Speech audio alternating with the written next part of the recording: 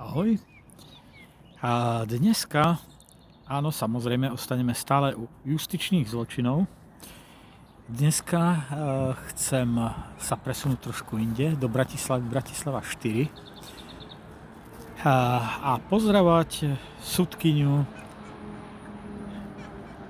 Janu Grendárovú.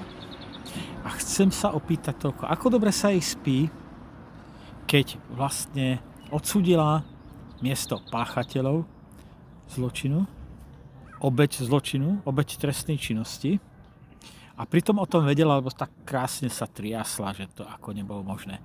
A potom samozrejme všetci ostatní obhajovali jej pochybenia. Keď niekto odovzdá občiansky preukaz v januári, tak je asi dosť jasné, že sa s ním v apríli nemôže preukazovať a niekde niečo vybavovať. A hlavne tam, kde nemá žiadnych známych, kde nikoho nepozná.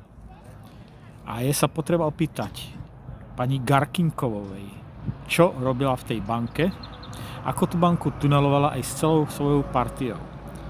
Pretože bez nej by sa tam nič nepohlo. Takže Jana Grendárová, Bratislava 4. Pozdravujem z Prešova. Ako dobre sa spí? To by som chcel vedieť.